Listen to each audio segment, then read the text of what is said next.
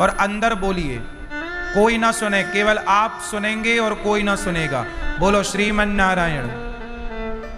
भीतर बोलना है, बगल वाला ना सुने, केवल आप सुनेंगे, सब बोलेंगे बोलो श्रीमन नारायण। अंदर बोलना है, बाहर नहीं, बोलो भीतर से, बोलो श्रीमन नारायण, श्रीमन नारायण, श्रीमन नारायण। अब ध्यान करो भगवान का। लक्ष्मी जी पांव दबा रही हैं भगवान के, और भगवान शेष सैया पर, शेष नांग भगवान के ऊपर भगवान नारायण लेटे हुए हैं, और लक्ष्मी जी भगवान के चरण दबा रही हैं। भगवान नारायण के हाथ में शंख है, एक हाथ में, दूसरे हाथ में चक्र है, तीसरे हाथ में गदा, और चौथे हाथ में कमल का पुष्प। भगवान नारायण मुस्कुरा रहे हैं, आपकी तरफ देख रहे हैं। लेटे कैसे हैं? हाथों की तकिया लगा के, एक हाथ का पंजा अपने सिर के पास लगाए हैं, और आपको टुकुर टुकुर देख रहे हैं, और आप स्तुति कर रहे हैं। सभी लोग भीतर बोलेंगे, बाहर कोई ना बोलेगा, सब बोलो मेरे संग भीतर। बोलो हे श्रीमन नारायण। अंदर बोलिए, शब्दों को ना निकालिए, भीतर केवल आप सुनेंगे, सब बोलिए हे श्रीमन नारायण, हे श्याम सुंदर, हे पतित पावन, हे करुणा निधान, हे श्रीमन नारायण। हम आपके हैं, आप हमारे हैं। हे प्रभु, हम पापी हैं, अधम हैं, नीच हैं। हे श्रीमन नारायण, हम जैसे हैं आपके हैं। हे प्रभु, हमें स्वीकार कीजिए। हम अपने आप को आपके श्री चरणों में समर्पित करते हैं। माना कि हम पापी हैं, पर जैसे हैं हे नाथ, हम आपके हैं। हे प्रभु, हमारी रक्षा कीजिए, हमारा मार्गदर्शन कीजिए, हमारे मन को अपने चरणों में, हमारी बुद्धि को अपने चरणों में लगा लीजिए। हे प्रभु, मैं आपको कभी भूलूं नहीं। श्रीमन नारायण, श्रीमन नारायण। हे प्रभु, आप ही हमारी माता हैं, आप ही हमारे पिता हैं, आपके सिवा हमारा कोई नहीं। हे नाथ, हम जैसे हैं आपके। अब आप सब लोग ऐसा भाव बनाओ कि आप भगवान के लिए बढ़िया लड्डू बना रहे हैं, मोतीचूर के सुंदर लड्डू बनाओ, बढ़िया देसी घी के। और अब ऐसा भाव बनाओ कि आप अपने हाथों से भगवान श्रीमन नारायण को लड्डू खिला रहे हैं, भगवान लड्डू का प्रसाद ले रहे हैं।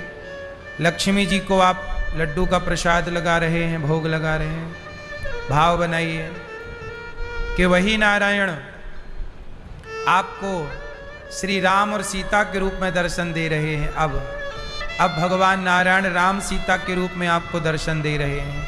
आप भगवान श्री राम को, भगवान भगवती सीता माँ को लड्डू का भोग लगा रहे हैं। अब आपको भगवान श्रीमन नारायण कृष्ण रूप में दर्शन दे रहे हैं, राधा और कृष्ण के रूप में। हर रूप का भगवान आपको दर्शन करा रहे हैं, कभी राम बनकर, कभी कृष्ण बनकर। श्री राधा श्री कृष्ण आपके सामने हैं, आप प्रभु को लड्डुओं का भोग लगा रहे हैं। और प्रभु अब आपको 3 रूपों में दर्शन दे रहे हैं, भगवान श्रीमन नारायण, श्री सीता रामचंद्र भगवान और श्री राधा रानी कृष्ण। अब आप आरती उतार रहे हैं भगवान की, प्रेम पूर्वक स्तुति कर रहे हैं। सभी इस तरह भाव बनाइए कि हम भगवान को भोग लगा रहे हैं, कमल के पुष्पों की माला पहना रहे हैं। केवट ने जैसे भगवान के पांव धोए, हम भी पांव धो रहे हैं और चरणामृत पी रहे। सब लोग अपने अपने तरीके से इमेजिन कर लो, भाव बना लो, आपके अपने क्या भाव हैं। जैसे यशोदा कन्हैया को दूध पिला रही हैं, यदि आप भी भाव बनाएं कि प्रभु आप मेरे बेटा बन जाओ और आप भी मेरी गोद में आ जाओ।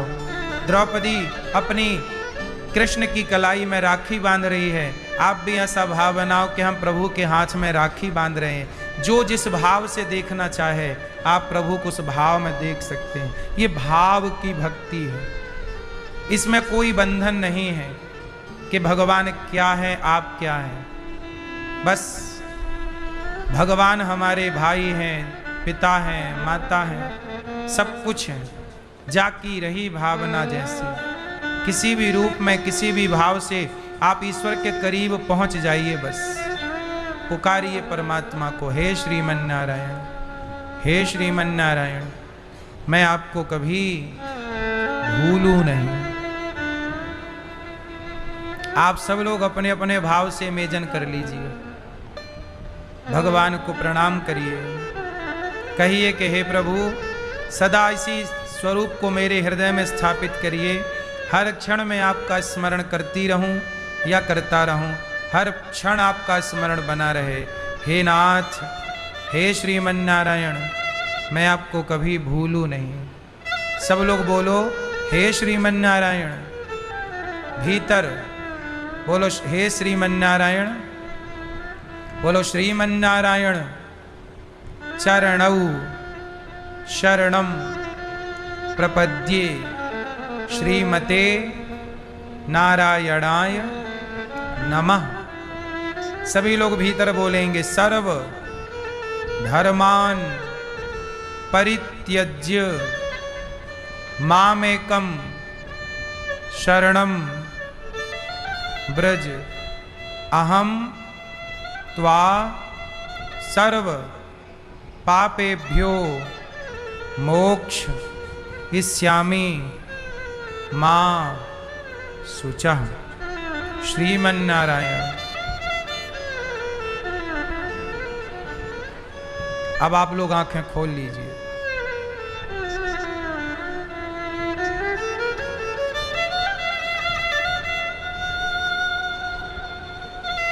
भगवान बाहर तलाशते हैं आप लोग, बाहर की तलाश में कुछ ना मिलना, भीतर की तलाश में ही ईश्वर मिलेंगे। बात समझ में आई कि नहीं? तो भगवान कहाँ हैं? बोलो बाहर। किस किस ने ध्यान लगाया, किस किस का ऐसा भाव बना कि हम भगवान के चरण दबा रहे हैं, दर्शन कर रहे हैं? अभी आपने भगवान का नाम बोला, बोलो श्रीमन नारायण। ये नारायण जो नाम बोला ये बाहर बोला, लेकिन अब आपने मुंह बंद करके जब बोला तो वो कहाँ बोला? वो भीतर बोला। जब आपने बोला तो आपके शरीर ने बोला श्रीमन नारायण। ये कौन बोल रहा है? ये आपका शरीर बोल रहा है। लेकिन जब आप मुंह बंद करके श्रीमन नारायण कहते हैं तो वो आपका शरीर नहीं, आपका मन बोल रहा होता है। और जब मन ही काम पे लग गया तो भटकेगा कैसे? भटकता तो मन तब है जब खाली रहता है। इसलिए काम में मन को लगाओ, ना कि शरीर को। अब हम लोग क्या करते हैं कि काम में किसे लगाते हैं? शरीर को। शरीर से क्या होना है? शरीर को काम में ना लगाओ। वसुदेव जी भगवान कृष्ण को लेकर चले तो बंधन से मुक्त हो गए। जब भगवान को हृदय में लेकर चलेंगे तो ही आप जगत के संसार के हर बंधन से मुक्त होंगे। यदि मुक्ति चाहते हैं तो भगवान को हृदय में रखना सीखिए, भीतर ले जाना सीखिए।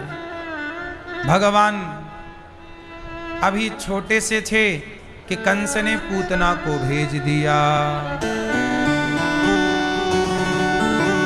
पूतना लोक बालघ्नि राक्षसी रुधिरासना जिघांसया पहरे स्तनम दत्वापसद्गतिं।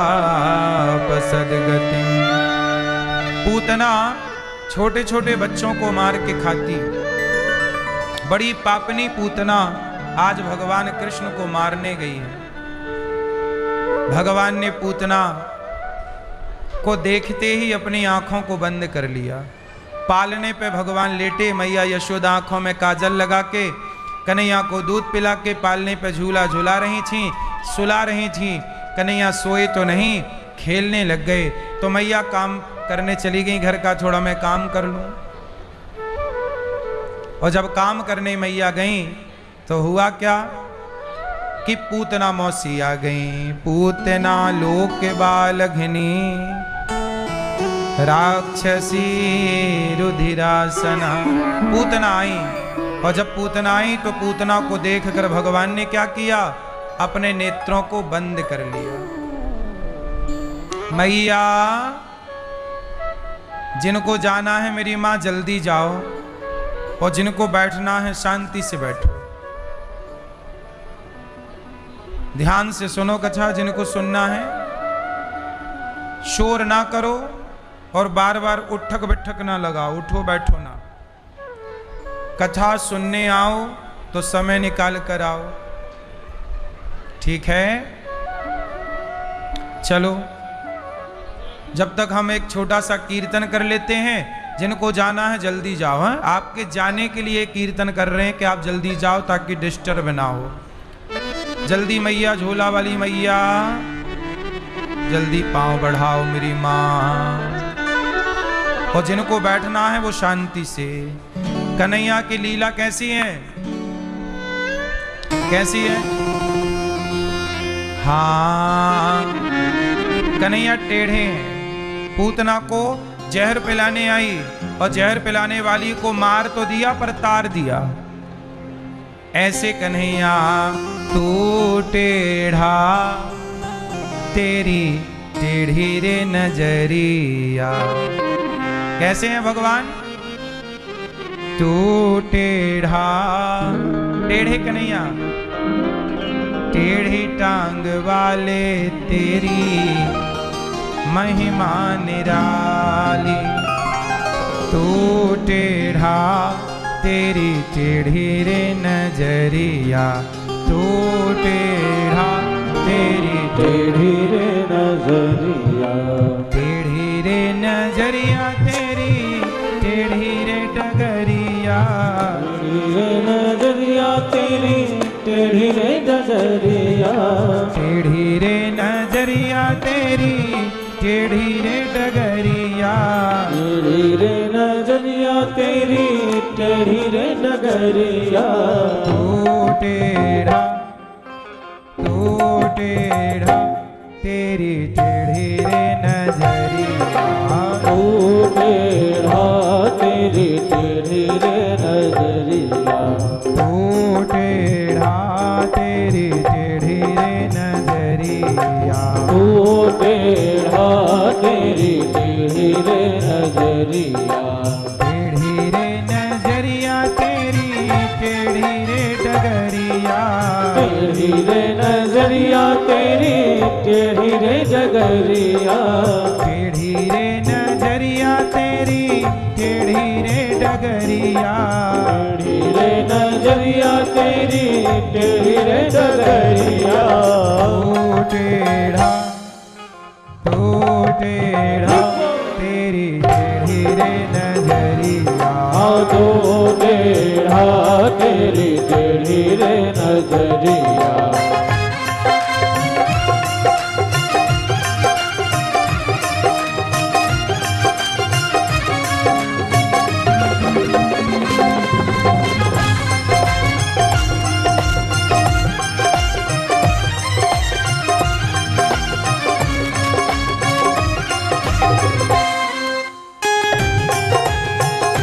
जय हो।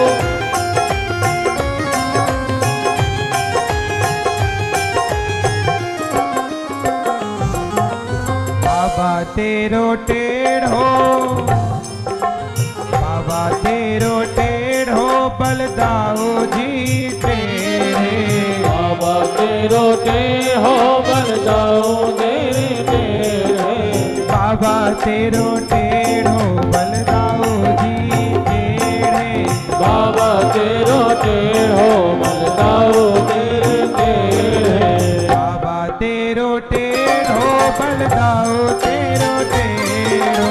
बाबा तेरो टेढ़ो बलदाओ तेरो टेढ़ो। टेढ़ी रे टेढ़ी रे तेरी यशोदा डुकरिया। टेढ़ी रे तेरी यशोदा डुकरिया। टेढ़ी रे तेरी यशोदा डुकरिया। टेढ़ी रे तेरी यशोदा डुकरिया।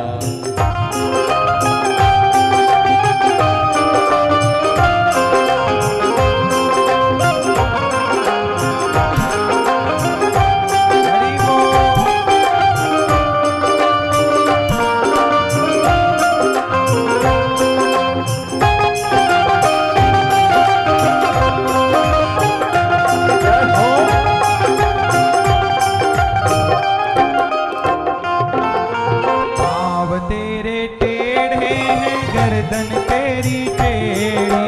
पाँव तेरे टेढ़े हैं गर्दन तेरी टेढ़ी। पाँव तेरे टेढ़े हैं गर्दन तेरी टेढ़ी। पाँव तेरे टेढ़े हैं गर्दन तेरी टेढ़ी। पाँव तेरे टेढ़े हैं गर्दन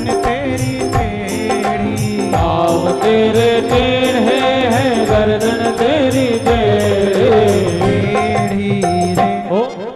टेढ़ी रे तेरे मुख पे बांसुरिया।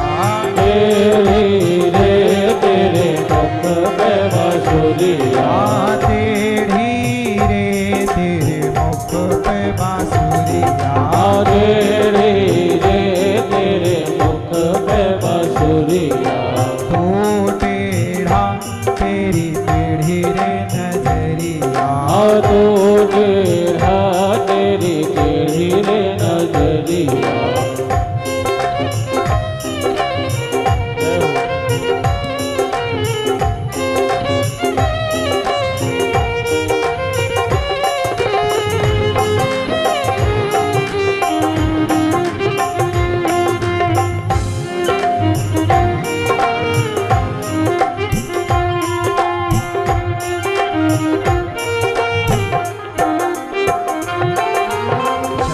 तेरी टेढ़ी है बाल तेरे टेढ़े।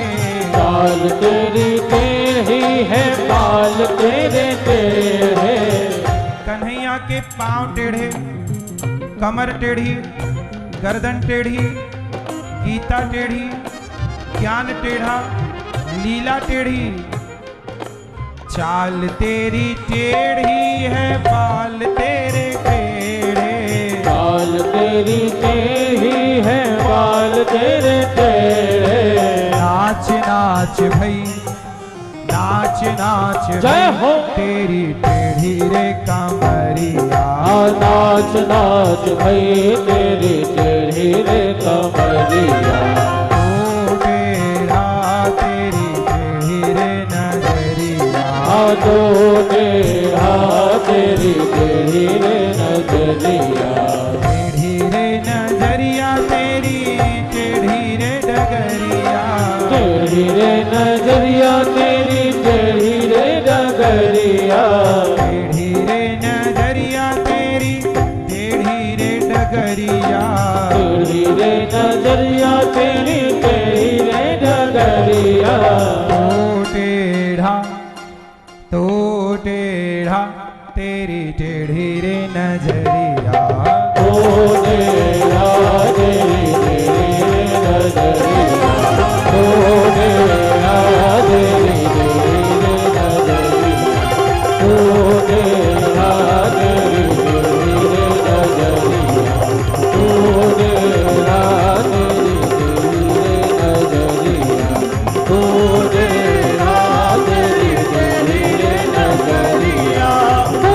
टेढ़ा तेरी टेढ़ी रे नजरिया। तो टेढ़ा तेरी टेढ़ी रे नजरिया। कन्हैया कैसे है?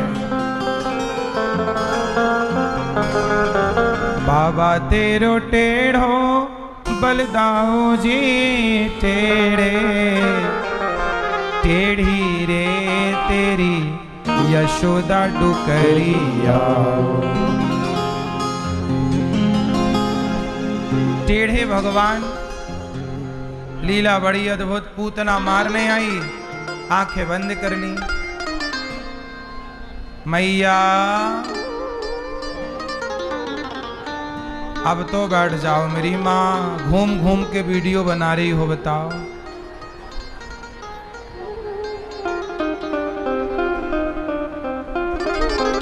ये मैया कहाँ चलिए,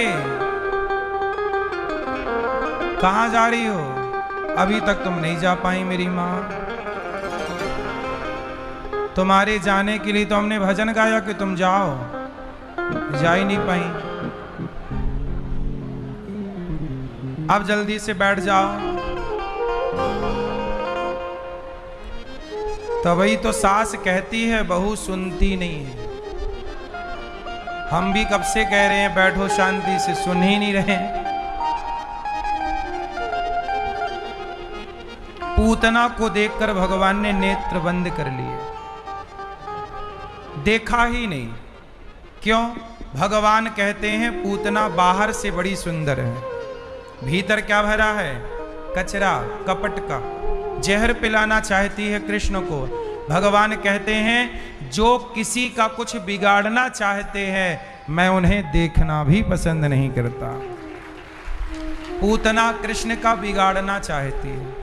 कुछ लोग होते हैं जो, देखो आप अपना बनाओ इसमें दिक्कत नहीं है, पर अपना बनाने के लिए किसी का बिगाड़ो इसमें दिक्कत है।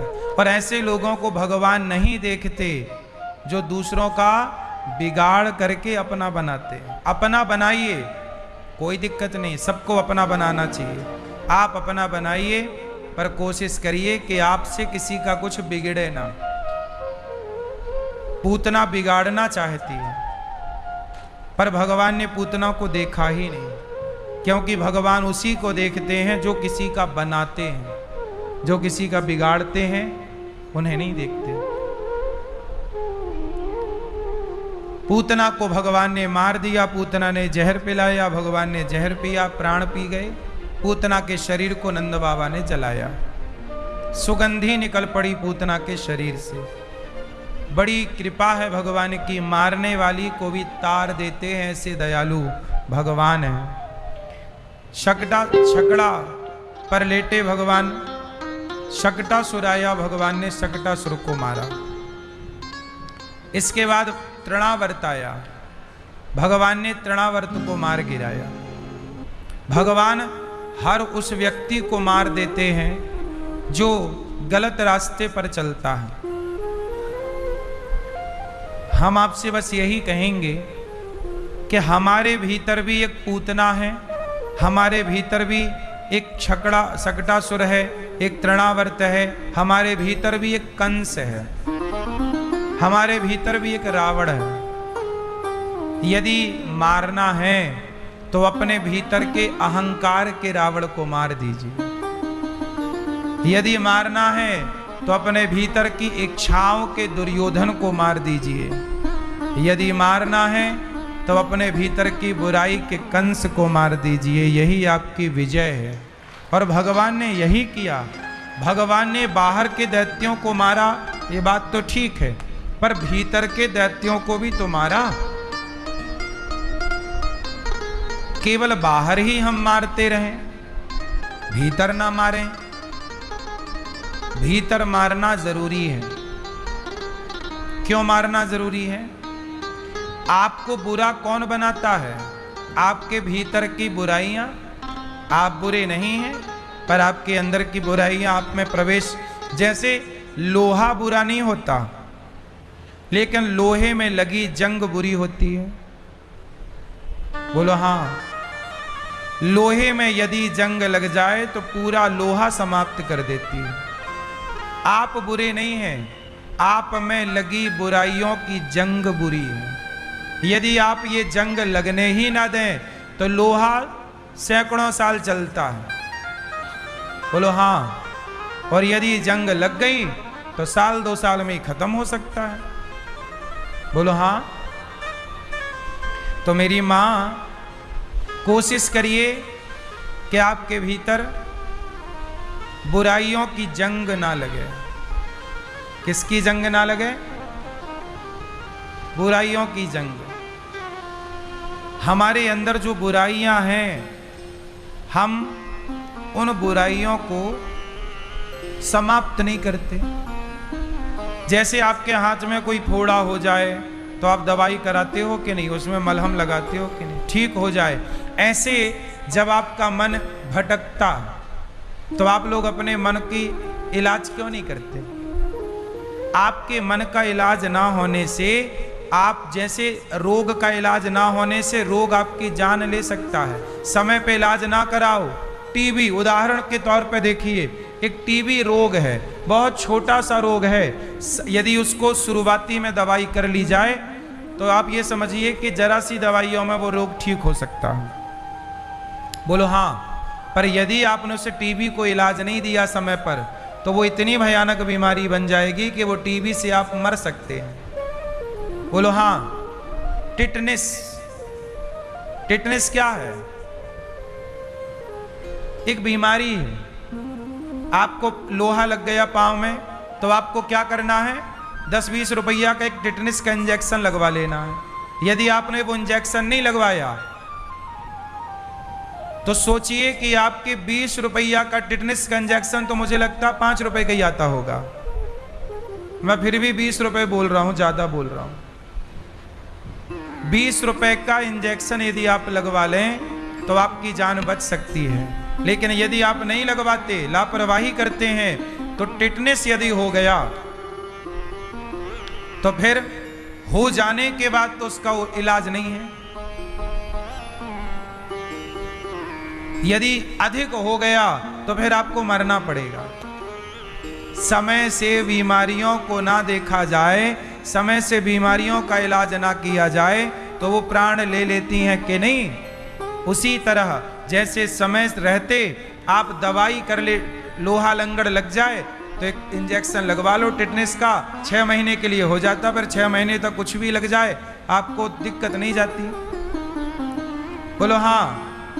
उसी तरह जैसे बीमारी को आप हल्के में लेंगे तो बढ़ जाएगी और बहुत क्षति पहुंचाएगी, उसी तरह आपका मन यदि जा रहा है, भटक रहा, तो क्या ये मन की बीमारी नहीं है? शरीर के रोग का तो आप इलाज करा लेते हो फिर भी, लेकिन आप लोग अपने मन के रोग का इलाज नहीं कराते, और बाद में वो मन इतना गंदा हो जाता है कि वो मन आपका शराब की तरफ जाता है, पराई स्त्री की तरफ जाता है, वो मन आपका पाप कराता है। कहीं आपका मन मछली खाने का हो रहा है, कहीं आपका मन मुर्गा खाने का हो रहा है। इसका मतलब ये है कि आपका मन बीमार है। कौन बीमार है? पराई स्त्री पराई पुरुष में मन जा रहा है, मतलब मन में क्या है? बीमारी है। क्या करें? बोले सत्संग का इंजेक्शन लेकर के, सत्संग करके, भगवान नाम जप करके अपने मन को ठीक किया जा सकता है। सत्संग मन को ही तो बेहतर बनाता है। यदि आप सत्संग ना करो तो आपके मन का तो ये हाल होगा कि रुकेगा नहीं। मन की गति है अटपटी, झटपट लखे न कोए, और मन की जब खटपट मिटे तो झटपट दर्शन होए।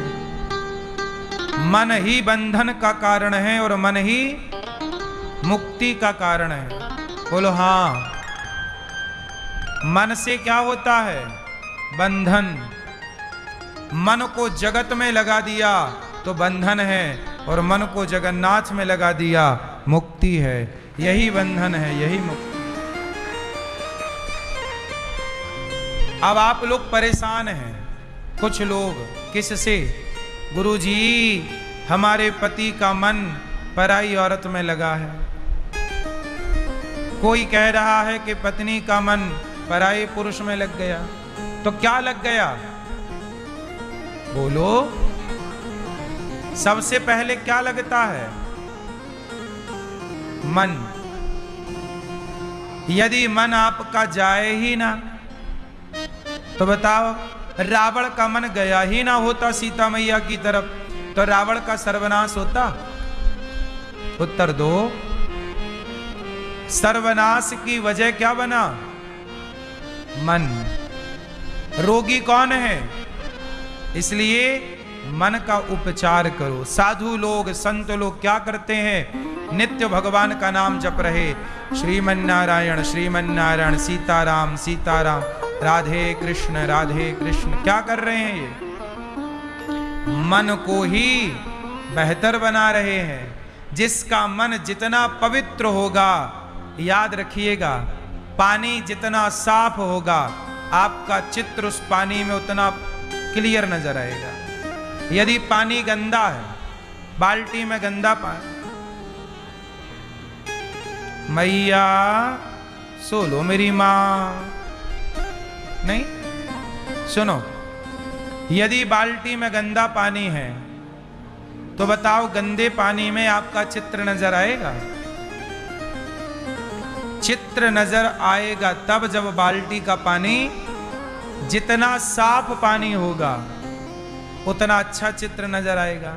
साफ भी हो और पानी स्थिर भी हो, शांत, तो आपका मन स्थिर होगा और पवित्र होगा। जिस दिन मन पवित्र हो गया और शांत हो गया, उस दिन ही आपके मन मंदिर में भगवान का चित्र नजर आ जाएगा।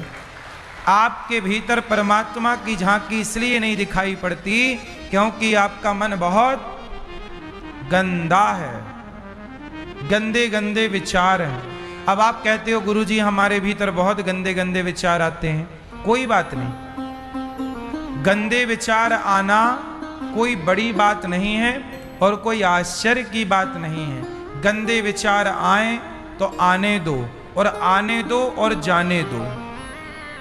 एक फ्लो होता है। आपके घर में हवा आती है तो क्या करते हो? हवा आती है और जाती है, आप हवा को पकड़ते थोड़ी हैं। हवा आती है, हवा का आना स्वाभाविक है। ऐसे मस्तिष्क में, मन में विचारों का आना स्वाभाविक है। हवा आएगी और जाएगी, आएगी और जाएगी। ऐसे ही मन में विचार आएंगे, अच्छे विचार भी आएंगे, बुरे विचार भी। तो हर विचार को आने दीजिए और जाने दीजिए, पर जो अच्छे विचार आए उस अच्छे विचार को पकड़ लीजिए, उस अच्छे विचार को अमल पर ले आइए, उसे चरितार्थ कर लीजिए, हृदयांगम कर लीजिए, उस पर चल पड़िए। खेल किसका है? विचारों का। स्वामी विवेकानंद जी कौन थे? एक महान विचारक थे। बोलो,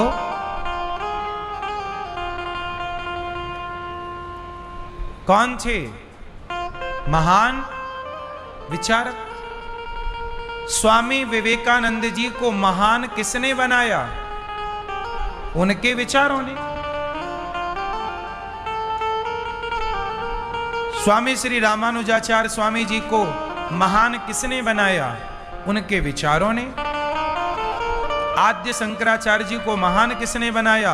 उनके विचारों ने। मीराबाई को बड़ा किसने बनाया? जिस व्यक्ति के जितने उच्च विचार होंगे, वो केवल विचार नहीं, उस विचारों पर वो चल के दिखाए। राम, राम कौन है?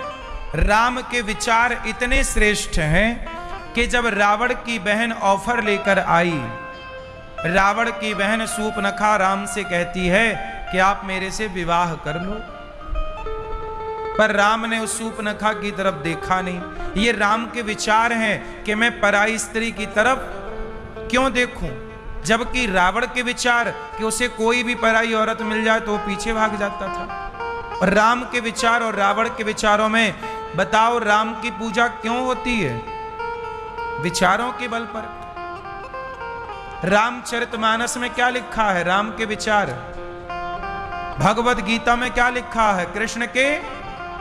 बोलो, जो जितना श्रेष्ठ विचारक होगा, जिसके विचार जितने उच्च कोटि के होंगे और जो उस विचार पर चलने वाला होगा, वो समाज में उतना बड़ा स्थान प्राप्त करता है। बड़ा बनना हो तो पहले विचार बड़े लाओ, उस बड़े विचार पर चलो, तब ना समाज आपकी जय जयकार करेगा। वरना बहुत लोग जिंदगी जी रहे हैं, आए और चले गए, खत्म कहानी। इतिहास तो इस भीड़ में कोई कोई लिखता है ना, सब तो इतिहास नहीं लिखते। कितने लोग रोज मरते हैं, पर किसी की मृत्यु इतिहास हो जाती है। जीते तो करोड़ों लोग हैं। आज पूरी दुनिया की जनसंख्या लगभग 7 अरब है, लगभग। आज पूरी दुनिया की जनसंख्या लगभग 7 अरब है। जी तो इतने लोग रहे हैं, पर किसी की जिंदगी इतिहास बन जाती है, किसी का जीना अमर हो जाता है। सब जी रहे हैं। इसलिए अपने विचारों को श्रेष्ठ बनाइए। आपको सुखी कौन रखेगा? आपके विचार। आपको सुख कौन देगा? आपके विचार। पैसा कमाना भी सही तरीके से, ये भी तो एक विचार है भाई। अडानी अंबानी जो हैं, इन लोगों के पास इनके पुरखे पूर्वज जो थे, डायरेक्ट पैसा थोड़ी आ गया। इनके 5-10 पीढ़ी पहले भी झांक कर देखोगे तो इनके घर में भी तो गाय रही होंगी, गैया चराते रहे होंगे। लेकिन ये जो आज इनके पास कारोबार खड़ा है, तो ये डायरेक्ट इनके पास नहीं आया, पहले इनके पास विचार आया होगा कि मैं ऐसा करूं, क्या ऐसा करूं तो ये प्रॉफिट हो सकता है। पहले क्या आता है? ताजमहल बना, तो ताजमहल पहले बना कि ताजमहल बनने का विचार आया? पहले क्या आता है? कोई भी बिल्डिंग बनती है तो पहले बिल्डिंग के पहले उसका विचार। आप घर बनवाते हो तो डायरेक्ट घर नहीं बनवाते, पहले घर का विचार। कोई भी, ये प्रकृति है, प्रोसेस यही है। जितना श्रेष्ठ विचार होगा, इसलिए कहते हैं घर बनवाओ तो विचार से बनवाओ, अच्छा बनवाओ। अच्छा मतलब वास्तु को देख लो, कहाँ वॉशरूम हो, कहाँ रसोई हो, कहाँ मंदिर हो, ये विचार करके बनवाओगे तो अच्छा बनेगा। बिना विचार के बनवाओगे तो बाद में तोड़फोड़ होगी, लोग कहेंगे ये यहाँ नहीं होना चाहिए, यहाँ नहीं होना चाहिए। तो विचार नहीं होगा तो गलत हो जाएगा। पूरा खेल किसका है? इसलिए संत लोग कहते हैं कि बिना विचारे जो करें सो पाछे पछताएं, और काम बिगाड़ें आपनो जग में होत हंसाएं। बिना विचारे जो करें। इसलिए कहता हूं, जो भी करना है विचार करके करो, जो कहना है विचार करके कहो। इसलिए आपको श्रेष्ठ बनना है तो विचारों पर ध्यान दीजिए। अच्छे विचार आइए, गलत विचार आए तो आने दो और जाने दो, पर अच्छे विचार आए करो। चोरी करने का विचार आए तो जाने दो विचार, पर किसी भूखे को भोजन कराने का विचार आए तुरंत उस विचार को पकड़ो और भूखे को भोजन कराओ। पाप करने के विचार आए तो जाने दो, पर पुण्य करने के विचार आए तो तुरंत कूद पड़ो कि नहीं जी हमें करना विचार आए। क्योंकि विचार आज है, कल रहेगा इसकी भी गारंटी नहीं है। विचार स्थिर नहीं होते ना। आज आपके मन में जो विचार हैं कल भी रहेंगे, कौन गारंटी लेगा? आज आपके मन में है कि मैं भी गौरी गोपाल आश्रम में वृद्ध मां को भोजन कराऊं, आज विचार बना कि मैं भी थोड़ा अन्नदान करूं, पर कल हुआ तो आप भूल गए, नहीं जी क्या करना है तो ठीक है, ये पैसा अपने काम आ जाएगा। कब विचार बदल जाएं आपके? तो विचार तो हर क्षण इतनी देर में विचार बदलते हैं। ये इतनी देर में विचार आते और बदलते हैं। लोग अपने विचारों पर टिकते ही तो नहीं है, इसलिए तो पतन होता है।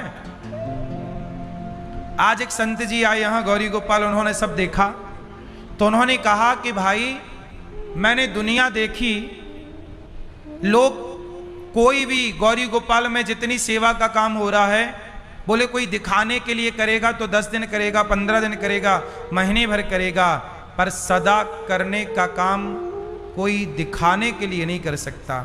सदा का जो काम है वो हृदय से ही हो सकता है। वो अच्छे विचार स्थिर, मैंने क्या किया, उन विचारों को पकड़ के रखा। अच्छे विचार आए, मैंने पकड़ लिया, मैंने अच्छे विचारों पे क्या किया, काम किया। मेरे मन में विचार आया कि मैं वृद्ध माओ की सेवा करूं, तो केवल विचार आया, जाने नहीं दिया, मैंने उस विचार को पकड़ा और उस विचार पे काम किया, तो ये गौरी गोपाल खड़ा हो गया। मैं भी विचार जाने देता तो, इसलिए खेल समझो आप लोग कहां से स्टार्ट होता है। शराब कोई डायरेक्ट शराब नहीं पीता, पहले शराब पीने का विचार आता है कि यार हमारा दोस्त पीता है, हम भी पी लें, क्या बुराई है, शराब पानी ही तो एक पैक पिएंगे। ऐसा लोग पीने वाले सोचते हैं और बोलते भी कि यार इसको पीने से होता क्या है। तो लो, ये विचार ही तो है। अभी आपने शराब पी नहीं, पर शराब पिया नहीं, पर शराब के डिस्कशन में लग गए। बोलो हाँ। यदि आपके अंदर सही सद्बुद्धि ना हो तो वो आपको पतित कर देगी, बुद्धि गलत ले जाएगी। भगवान ने भीतर के कंस को मारा, भीतर के राक्षसों को मारा। अब भगवान थोड़ा बड़े भये तो नामकरण संस्कार हुआ। गर्गाचार्य जी आए। गर्गा पुरोहितो राजन यदु नाम सुमहातपा ब्रजम जगाम नंदस्य वसुदेव प्रचोदिता। आज गर्गाचार्य जी आए और यशोदा के बेटे का, नंद बाबा के पुत्र का नामकरण किया। गर्गाचार्य जी बोले, यशोदा आपके बेटे का नाम होगा कृष्ण और रोहिणी आपके पुत्र का नाम होगा बलराम। ये रोहिणी वसुदेव जी की पत्नी है। पर जब कंस ने वसुदेव जी को जेल में बंद किया तो मित्र थे, वसुदेव जी के मित्र हैं नंद बाबा। तो वसुदेव जी ने कहा कि मेरी पत्नी कहाँ रहेगी, तो कुछ दिन मित्र मेरी पत्नी को आप अपने घर पे स्थान दो, क्योंकि कंस को पता लग जाएगा तो मेरी उस पत्नी को भी जेल में डाल देगा। तो रोहिणी माँ नंद बाबा के यहाँ थी, इसलिए देवकी माँ का 7वां गर्भ भगवान ने देवकी के गर्भ से निकाला और रोहिणी के गर्भ में ट्रांसफर किया। मेडिकल साइंस आज जो करता है 5,500 साल पहले हमारे भगवान वो कर चुके हैं, गर्भ को ट्रांसफर कर चुके हैं। देवकी के गर्भ को रोहिणी माँ के गर्भ में ट्रांसफर कर चुके हैं। तो इस तरह से बलराम जी का प्राकट्य हुआ। बलराम और कृष्ण नाम पड़ा, कृष्ण और बलराम। क्या नाम पड़ा? कृष्ण और बलराम।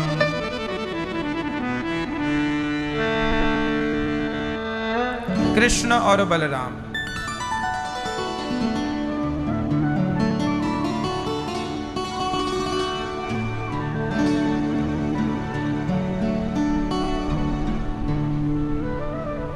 कृष्ण और बलराम। देखो, एक छोटी सी बात समझने की। भगवान कृष्ण प्रकट हो गए, कई महीने हो गए, अभी भगवान का नाम नहीं रखा गया। आप लोगों के घर में भी होता है, बच्चे हो जाते हैं, महीनों तक उनका नाम डिसाइड नहीं हो पाता कि नाम क्या रखें, क्या रखें, बोलो हाँ। तो जब तक नाम नहीं होता तब तक क्या बोला जाता है? लाला।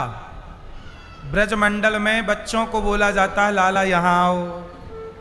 कन्हैया को मैया यशोदा क्या बोलती? जोर से, लाला, लाला यहां आओ, लाला यहां आओ, लाला यहां आओ। इसके पहले देवताओं ने बोला सत्यव्रतम सत्य परम त्रिसत्यम।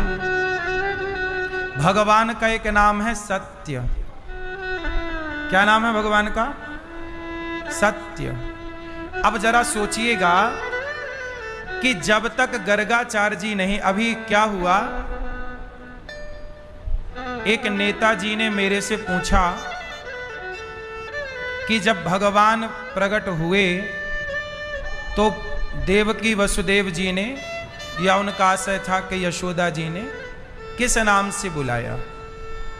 देखो, देवकी वसुदेव ने जब भगवान की स्तुति की, देवताओं ने की तो सत्यव्रतम सत्य परम त्रिसत्यम। सत्य, भगवान का क्या नाम पड़ा सबसे पहला? सत्य। वसुदेव जी के पुत्र हैं इसलिए नाम पड़ा वासुदेव। कृष्ण का क्या नाम पड़ा? वासुदेव। भगवान के अनंत नाम है। देवकी वसुदेव ने भगवान को सबसे पहले, जब भगवान प्रकट हुए तो क्या हुआ? तमद्भुतम बालक मंबुजे क्षणम चतुर्भुजम शंख गदायुधायुधम। जब भगवान प्रकट हुए देवकी और वसुदेव के यहां, तो बालक रूप में नहीं प्रकट हुए कि लाला लाला कह के बुलाए। कैसे प्रकट हुए? 4 भुजा थी, शंख चक्र गदा। तो वसुदेव देवकी ने सबसे पहले भगवान ही कहा, हे प्रभु, हे भगवान। साक्षात हरि है, ये विष्णु है, ये नारायण है, ये नाम से बुलाया। जब यशोदा के पास गए तो क्या नाम दिया मैया ने? लाला भयो। आपने सुना भी होगा, लाला जन्म सुने आई, यशोदा मैया दे दे बधाई। तो हमारे यहां सबसे पहले क्या नाम पड़ा? क्या नाम पड़ा? लड़की होती है तो लाली और लड़का होता है तो लाला। अभी सोचिए, कन्हैया को सब लाला लाला ही कह रहे हैं, मेरा लाला, मेरा लाल, मेरा लाल। कई महीनों के बाद गर्गाचार्य जी आए, तब नामकरण संस्कार किया और तब प्रॉपर नाम रखा भगवान का, कर्ष्यति कृष्ण। जो सबके मन को अपनी ओर आकर्षित कर लें, उनका नाम है कृष्ण। तो मैया यशोदा बोली कि बाबा मैं कृष्ण तो नाम ना ले सकूं, तो मैं याकूब कलुआ कह सकूं। तो मैया यशोदा ने क्या नाम दिया? कलुआ। और बलराम जी का नाम क्या दिया? बलुआ। कलुआ, बलुआ। बलराम जी, बलराम, राम का अर्थ है रमन्ते योगिनाम यस्य सह रामः। राम, जो सबके चित्त को अपनी ओर खींच लें, जो सबके हृदय में रमण करें, सबके भीतर रहें, उनका नाम है राम। इसलिए नाम पड़ा बलराम। भगवान के अनंत नाम है। अब बताइए, किसी वेद पुराण में भगवान का नाम कलुआ नहीं है। क्या नाम नहीं है? कलुआ। पर ये मैया बोल रही है प्यार से। भगवान के सहस्त्र नाम हैं, हजारों नाम हैं, पर मैया प्यार का क्या नाम दे रही है? कलुआ, बलुआ। तो भगवान के कितने नाम हैं, कोई गिन सकता है?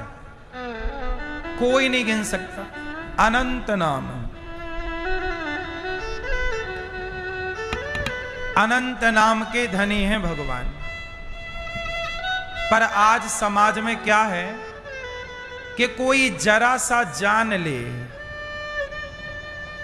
जरा सा ज्ञान किसी को आ जाए तो वो क्या समझता है? अपने को बहुत बड़ा ज्ञानी जी अपन तो हैं, तो कोई है ही नहीं।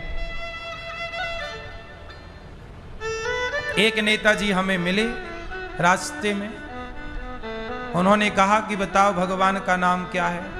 हमने कहा भगवान के नाम तो अनंत हैं, आपको कौन सा सुनना है? क्योंकि अब क्या है, जो व्यक्ति जो सवाल करता है वो पहले एक चीज याद कर लेता है, और यदि आपने वही बताया तो उसे लगता है ये ठीक बता रहे हैं, और यदि आपने वो नहीं बताया तो वो समझेगा कि ये गलत बता रहे हैं, क्योंकि उसे केवल एक याद है। लेकिन उसे ये पता नहीं है कि भगवान के नाम अनंत हैं। कोई भी बालक को सबसे पहले लोग ये पूछते हैं कि लाला है कि लाली? सबसे पहला नाम सबका लाला या लाली ही होता है। बोलो हाँ। तो कन्हैया का पहला नाम लाला, पर ये लाला तो, पर जो लिखित में है, आप समझो, हम लोग जो बताते हैं ना, वो सुनी और ऐसी बातें नहीं होती कि वो बिना विवेक की हो। अब बताइए, भागवत जी में पहली बार भगवान कृष्ण का नाम पड़ा, तो भगवान का नामकरण संस्कार किसने किया? गर्गाचार्य जी ने। तो नाम क्या दिया? कृष्ण। भगवान का पहला नाम पड़ा जन्म के बाद से, क्या नाम पड़ा? कृष्ण। जन्म के पहले तो भगवान के पहले से सत्यव्रतम सत्य परम त्रिसत्यम अनेक नाम है, अनेक रूप रूपाय विष्णवे प्रभु विष्णवे। पर जन्म भगवान कृष्ण के प्राकट्य होने के बाद जो पहला नाम पड़ा, संस्कार हमारे यहां क्या होता है? नामकरण। तो नामकरण संस्कार का जो नाम है वही नाम प्रथम नाम माना जाएगा। कुंडली का नाम ही पहला नाम माना जाता है। बोलो हाँ। तो भगवान कृष्ण का प्रथम नाम क्या है? कृष्ण। बाद फिर जितने नाम पड़े वो सब बाद में, और कृष्ण के भी पहले आप ये कह सकते हैं कि लाला लाली, जो कि सब व्यवहार में बोलते ही है, लड़का लड़की, छोरा छोरी, कुड़ी मुंडा। बोलो हाँ। क्या हुआ? कुड़ी हुई। क्या हुआ? मुंडा हुआ। तो ये सबकी अपनी अपनी भाषा है, जो बोला ही जाएगा।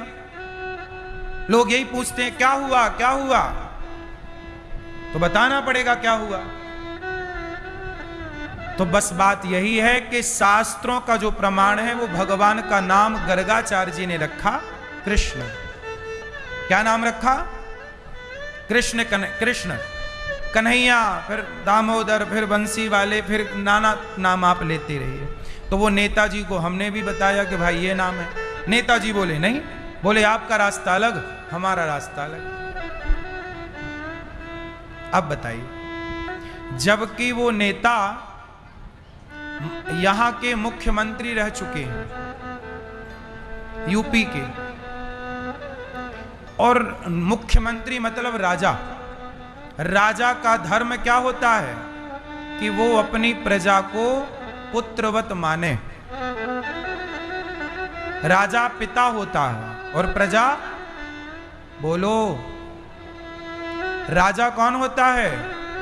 जो भी मुख्यमंत्री है वो राजा है, जो प्रधानमंत्री है वो राजा है, और प्रजा क्या होती है? शास्त्रों का नियम है कि राजा पिता होता है और प्रजा पुत्र होती है। तो सोचिए, यूपी के पूर्व मुख्यमंत्री मेरे से बोले कि आपका रास्ता अलग और हमारा रास्ता अलग।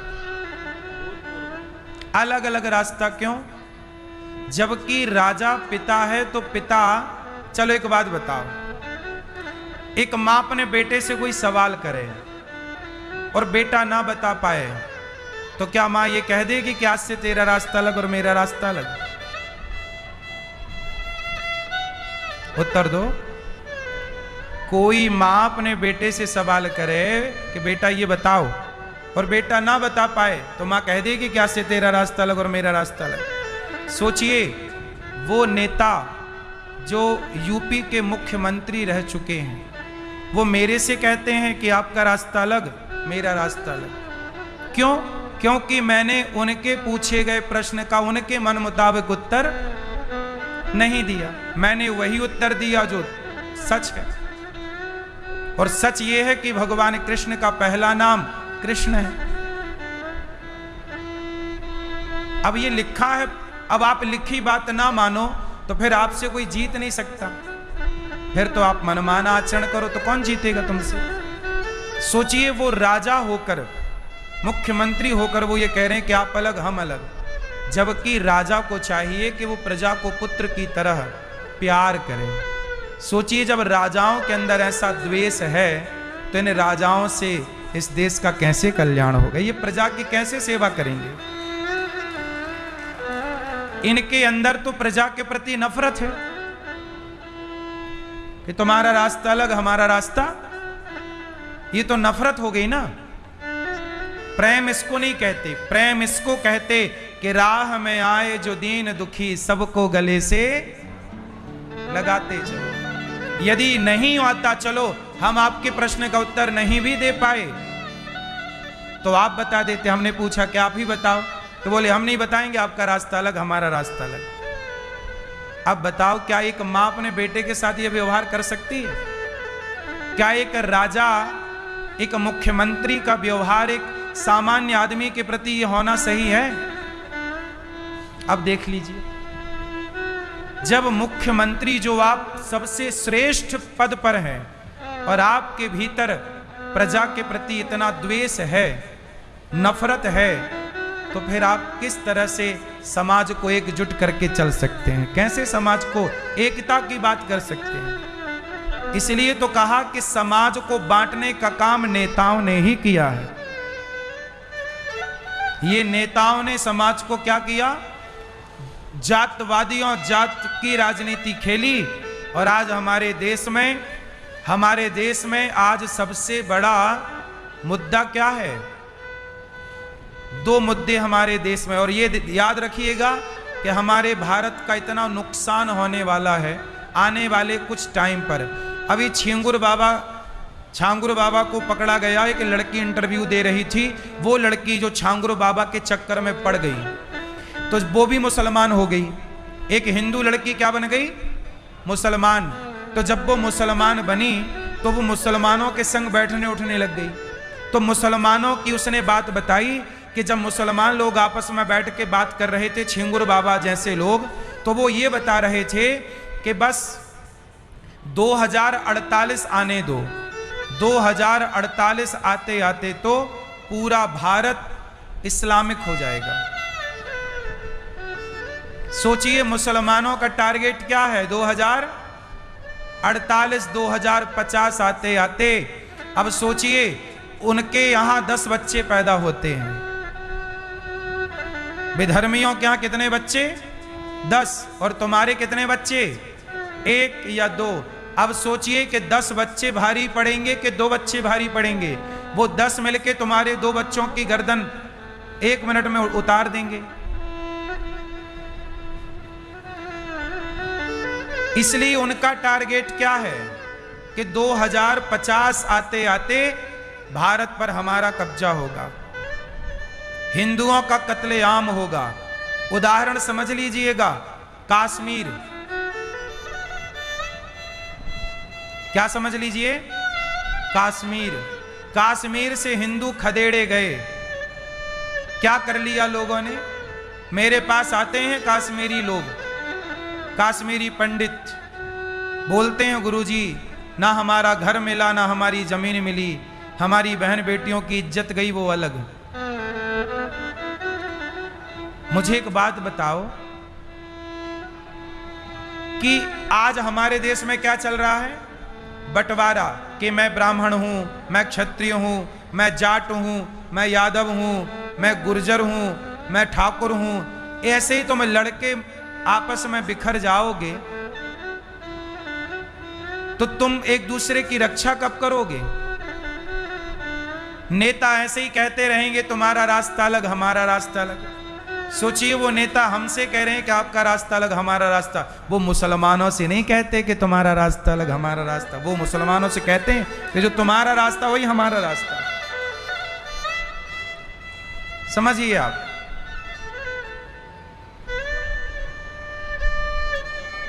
अब सोचिए, हमारे देश में एक युद्ध चल रहा है। कौन सा? भाषा का युद्ध। महाराष्ट्र के कुछ लोग कह रहे हैं कि हिंदी भाषी लोगों को हम यहां रहने नहीं देंगे क्योंकि इनको मराठी नहीं आती।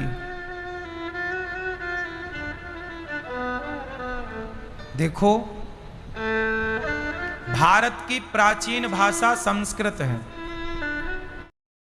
23 जनवरी बसंत पंचमी के दिन चुपचाप आप एक चीज अपने पर्स में रख लेना, फिर तुम्हारे पास इतना पैसा आएगा कि गिनते गिनते थक जाओगे। अगर तुम भी आज ये वीडियो देख रहे हो तो मेरे बच्चे समझ लेना कि ये केवल एक वीडियो नहीं है, बल्कि ये तुम्हारे जीवन की दिशा बदलने का रहस्य है जिसके बारे में बहुत कम लोग जानते हैं। और आज के इस वीडियो में हम बात करने वाले हैं 23 जनवरी बसंत पंचमी के बारे में। यह एक ऐसा दिन है जो सिर्फ एक तिथि नहीं है बल्कि ब्रह्मांड की सबसे शक्तिशाली और शुभ तिथियों में से एक मानी जाती है। यह दिन साल का अबुझ मुहूर्त कहलाता है, इसीलिए यही वह दिन है जब तुम जो पाना चाहते हो वो पा सकते हो। बस तुम्हें चुपचाप एक चीज़ अपने पर्स में रखनी होगी, फिर तुम्हारा पर्स पैसों से कभी खाली नहीं होगा। क्या तुम्हारे घर की तिजोरी अब पैसों से भरी रहेगी? जिस चीज़ के लिए तुम तड़प रहे थे वो चीज़ तुम्हारे पास होगी और भाग्य बदल जाएगा। लेकिन ये उपाय तुम्हें सही तरीके से करना होगा, तभी तुम्हें यह सही फल प्रदान करेगा। धन, सुख, संपत्ति और माता लक्ष्मी के साथ साथ ज्ञान की देवी माँ सरस्वती की कृपा तुम्हारे जीवन में होने लगेगी। बसंत पंचमी का नाम सुनते ही बहुत सारे लोगों को बस इतना पता होता है कि इस दिन पीले कपड़े पहनने चाहिए, सरस्वती पूजा करनी चाहिए। लेकिन इसके साथ एक और बड़ी सच्चाई ये लोग नहीं जानते हैं कि बसंत पंचमी केवल बाहरी कर्मों का खेल नहीं है, बल्कि एक ऐसा दिन है जब प्रकृति में पीली ऊर्जा का संचार होता है और मनुष्य तेज गति के साथ अपने जीवन में आगे बढ़ सकता है। इसीलिए शास्त्रों में साफ साफ कहा गया है कि जिस व्यक्ति ने बसंत पंचमी के दिन सही नियम से सही वस्तु को सही स्थान पर रख लिया तो मेरे बच्चे उसके जीवन में आर्थिक तौर पर इतना चमत्कारी परिवर्तन आता है जैसे सूखी धरती पर अचानक तेज बारिश हो जाए। और आज तुम इस वीडियो को देख रहे हो तो जरूर तुम्हारा भाग्योदय भी नज़दीक है। यूं ही यह वीडियो आज हर किसी को नहीं मिलेगा और 23 जनवरी बसंत पंचमी का यह वीडियो तुम्हें मिला है तो भगवान का इशारा है कि तुम कुछ बनने वाले हो, तुम कुछ बड़ा करने वाले हो। इस वीडियो को अंत तक ज़रूर देखें मेरे बच्चे, तुम्हारा काम ज़रूर बनेगा। सबसे पहले राधे रानी के सच्चे भक्त इस वीडियो को लाइक करके कमेंट बॉक्स में राधे राधे ज़रूर लिख देना, क्योंकि शुभ दिन पर बोले गए शब्द भी बहुत प्रभावशाली होते हैं। ये विचार होते हैं जो बिना बोले हमारे मन में चलते हैं। यही कारण है कि इस दिन धन संबंधित जो उपाय किया जाता है, जो वाक्य बोला जाता है, वो बाकी दिनों की तुलना में बहुत ज़्यादा फल देने वाला होता है। 23 जनवरी का दिन वह दिन है जब नकारात्मक ऊर्जा कमज़ोर होती है और सकारात्मक ऊर्जा, पॉजिटिव एनर्जी पूरी तरह से अपने चरम पर होती है। यानी एक ऐसा दिन जब नेगेटिविटी तो शून्य होती है और पॉजिटिविटी एक 100% होती है। इसी कारण से इस दिन किया गया एक छोटे से छोटा उपाय भी आने वाले भविष्य में बहुत बड़े और सकारात्मक परिणाम लेकर आता है। लेकिन तुम रोज़ मेहनत करते हो, रोज़ काम करते हो, फिर भी पैसा तुम्हारे पास टिकता नहीं है। पैसा तुम्हारे पास आता है लेकिन रुकता नहीं है। इसके पीछे तुमने बहुत सारे समाधान करने के प्रयास किए। कभी तुमने अपने खर्चों पर कंट्रोल करा, कभी तुमने ज्योतिष बाबा को अपनी कुंडली दिखाई, कभी ये प्रयास किया, कभी उपाय किया, लेकिन कभी भी तुम्हें समाधान नहीं मिला, क्योंकि इसके पीछे कारण तुम्हारी क्रिया या तुम्हारा कर्म नहीं है। मेरे बच्चे, इसके पीछे सबसे बड़ा कारण ऊर्जा का असंतुलन है। बसंत पंचमी का दिन है, यह इकलौता वह दिन है जब तुम इस संतुलन को एक छोटे से उपाय के माध्यम से सही कर सकते हो। यही वजह है कि पुराने समय में जो राजा महाराजा हुआ करते थे, व्यापारी हुआ करते थे, वो इस दिन बहुत गुप्त तरीके से उपाय किया करते थे। बहुत सारे लोग उपाय करने के बाद हर किसी को बता देते हैं कि हमने ये उपाय किया है, वह गलती भी तुम्हें नहीं करनी है। यह गुप्त रूप से तुम्हें बसंत पंचमी के दिन चुपचाप एक चीज़ अपने पर्स में रखनी है। इतना पैसा आएगा कि तुम संभाल नहीं पाओगे। आज की इस वीडियो में उसी चीज़ के बारे में आगे हम तुम्हें बताने वाले हैं। दिल थाम कर बैठना और वीडियो के साथ अंत तक बने रहना। आपके जीवन में धन आगमन शुरू होगा और ऐसा पैसा आएगा कि तुम खुद हैरान रह जाओगे। लेकिन तुम इतना ध्यान रखना कि उपाय जितना संवेदनशील है उतना तुम्हें इसका ध्यान रखना है। मजाक में नहीं लेना है, नियमों की अनदेखी नहीं करनी है, वरना परिणाम उल्टा भी हो सकता है। जिस प्रकार पूजा करने का एक नियम होता है कि हम पूजा में गलती कर देते हैं तो उस पूजा का फल हमें नहीं मिलता, उसी प्रकार से इस उपाय में भी यही नियम है। सही ढंग से नहीं करोगे, सही से नहीं समझोगे तो परिणाम नहीं मिलेगा। इसलिए आज इस वीडियो को अंत तक देखना बहुत ज़रूरी है। तुम्हारे मन में भी एक सवाल जरूर आ रहा होगा कि गुरुजी आखिर यह उपाय हम बसंत पंचमी को ही क्यों करें? इस दिन करने का आखिर क्या फ़ायदा है? हम किसी और दिन भी कर सकते हैं। तो हमारी बात को बड़े ध्यान से सुनना। जब प्रकृति में तू परिवर्तन होता है और बसंत का आगमन होता है, तब ब्रह्मांड की ऊर्जा नई दिशा में बहती है। इस दिन गुरु ग्रह, जुपिटर और माँ सरस्वती का प्रभाव सबसे ज़्यादा होता है। उस समय हमारा मन, शरीर और आत्मा तीनों एक साथ नई दिशा में आगे बढ़ने के लिए तैयार होते हैं। यह वही समय होता है जब हम धन की रुकी हुई धाराओं को एक बार फिर से तेज गति प्रदान कर सकते हैं। इस समय हम ये उपाय कर लेते हैं तो ऊर्जा का संतुलन फिर से संतुलित हो जाता है। जो हमारे जीवन में रोकटोक बनी होती है, किसी की अला बला हमारे ऊपर लगी होती है, किसी की बुरी नज़र लगी होती है, तो इस उपाय को करने से वो समाप्त हो जाती है। इसीलिए शास्त्रों में साफ साफ कहा गया है कि बसंत पंचमी के दिन जो व्यक्ति शांत रहकर बिना किसी को बताए चुपचाप ढंग से यह उपाय करता है, उसके जीवन में अचानक इतने ज़बरदस्त मौके आने लगते हैं जिसकी उसने कभी सपने में भी कल्पना नहीं की थी। कोई नया काम शुरू करना हो, कहीं पर कोई पैसा रुका हुआ हो, या अचानक से कोई अप्रत्याशित लाभ प्राप्त करना हो, सब कुछ एक एक करके उसके जीवन में आने लगता है, पैसा बनने लगता है, रास्ते खुलने लगते हैं। और यहीं से शुरू होता है आज के वीडियो का असली रहस्य। और यह सच्ची घटना जो मैं तुम्हें बताने जा रहा हूँ, वह इस उपाय के चमत्कार का जीता जागता प्रमाण है। इसीलिए वीडियो के साथ बिल्कुल अंत तक बने रहना, तुम्हें भी आगे उस चीज़ के बारे में पता चलने वाला है। एक समय की बात है जब एक साधारण व्यक्ति जो सालों से कर्ज में डूबा हुआ था, शून्य इतना पैसा उसने अपने सिर पर चढ़ा लिया था कि रात को सोना दुश्वार हो गया था। उसे चैन की नींद नहीं आती थी, रात दिन वह तड़पता रहता था, आखिर मेरा कर्जा कैसे पूरा होगा। वह अपने व्यापार में बहुत ज़्यादा नुकसान झेल रहा था, उसके घर में भी बहुत तनाव था। लेकिन उसने बसंत पंचमी के दिन बस एक छोटा सा उपाय किया और सबसे बड़ी बात, किसी को बताया नहीं, कोई दिखावा नहीं किया। और परिणाम क्या निकला? अगले 90 दिनों के अंदर उसकी आर्थिक स्थिति पूरी तरह से बदल गई। 90 दिनों के अंदर वह कर्जा समाप्त हो गया जिसे ज़िंदगी भर क्या मैं चुका पाऊंगा, इसका डर उसके अंदर था। लेकिन सही समय पर किए गए उपाय में इतना चमत्कार होता है, इतनी शक्ति होती है कि 90 दिनों के अंदर इंसान का जीवन बदल जाता है। इस इंसान के साथ भी वही हुआ। आज वही व्यक्ति दूसरों को रोजगार दे रहा है। और यह उपाय जो मैं आपको बताने जा रहा हूँ, वह बहुत सारे लोगों की किस्मत बदल चुका है, तुम्हारी भी बदल सकता है। बस तुम्हें इस उपाय को ध्यान से सुनना होगा और हमारी बात को मेरे बच्चे बहुत ध्यान से सुनना, समझना और मानना होगा। सावधानियों का पालन करना होगा, तभी तुम्हारे जीवन में सब कुछ अच्छा होगा। यह वीडियो मनोरंजन के लिए नहीं है, उन लोगों के लिए है जो जीवन में सच में बदलाव चाहते हैं, अपने जीवन को बदलना चाहते हैं। इस वीडियो को मजाक में लेने की गलती मत करना। एक बात को बड़े ध्यान से सुनना। और यहाँ तक अगर तुमने वीडियो को देखा है तो गुरुजी की बात मानकर इस वीडियो को अंत तक जरूर देख लेना। गारंटी के साथ कहते हैं, तुम्हें आगे बढ़ने से कोई रोक नहीं पाएगा। अब सवाल तुम्हारा यह होगा कि आखिर वो चीज़ क्या है, और उस चीज़ को अगर हम 23 जनवरी बसंत पंचमी के दिन अपने पर्स में रखते हैं तो इससे हमारे जीवन में क्या लाभ हो सकता है। तो गुरुजी आगे इस बारे में तुम्हें बताने वाले हैं। बहुत ध्यान से हमारी बात को सुन लेना, यही चीज़ तुम्हारी किस्मत बदल देगी। हर सवाल का जवाब तुम्हें मिल जाएगा। तुम बस इस चीज़ के बारे में जान लेना, क्योंकि अब तक तुम समझ चुके हो कि इस दिन का महत्व क्या है। लेकिन अब वह समय आ चुका है जब तुम्हारे बंद किस्मत के ताले खुलने वाले हैं और उस रहस्य को जानने की बारी आ चुकी है जिसका तुम बेसब्री से इंतजार कर रहे थे। अब मैं तुम्हें बताने जा रहा हूँ उस चीज़ के बारे में जिसे बसंत पंचमी के दिन अगर तुमने चुपचाप अपने पर्स में रख लिया तो धन आगमन की ऐसी श्रृंखला शुरू होगी। इतना पैसा भर भर कर तुम्हारे जीवन में आएगा कि इंसान खुद सोच में पड़ जाएगा कि सब कुछ अचानक आखिर कैसे हुआ।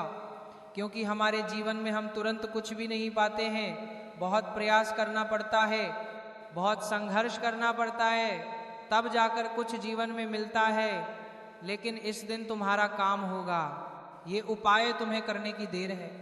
लेकिन तुम्हें इतना ध्यान रखना है कि ये कोई जादू नहीं है कि काम करते ही तुरंत मन्नत पूरी हो जाएगी, तुरंत आपका कर्जा दूर हो जाएगा। ये ऊर्जा, नियम और संयम का विज्ञान है जो हमें ध्यान से समझना होगा। जिस चीज़ के बारे में हम तुम्हें बताने जा रहे हैं, जो बसंत पंचमी के दिन तुम्हें अपने पर्स में रखनी है, वह है एक साबुत हल्दी की गांठ। आपने देखा होगा हर घर में हल्दी का इस्तेमाल किया जाता है। लेकिन जो पिसी हुई हल्दी होती है उससे पहले वह एक हल्दी होती है जिसे गांठ कहा जाता है। लेकिन ये साधारण हल्दी नहीं होनी चाहिए, ये प्राकृतिक, बिना कटी, बिना पिसी एकदम साबुत हल्दी की गांठ होनी चाहिए। इसका संबंध बृहस्पति गुरु प्लैनेट के साथ भी होता है और भगवान विष्णु के साथ भी होता है। शास्त्रों में हल्दी को गुरु ग्रह का प्रतीक कहा गया है।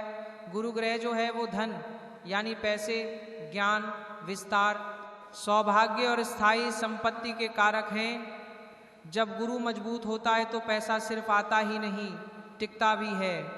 जिन लोगों के जीवन में पैसे के आने की समस्या नहीं है लेकिन पैसा जाता बहुत ज़्यादा है, यह समस्या है, यानी उनका गुरु ग्रह कहीं ना कहीं कमज़ोर है। और बसंत पंचमी का दिन तो स्वयं पीले रंग और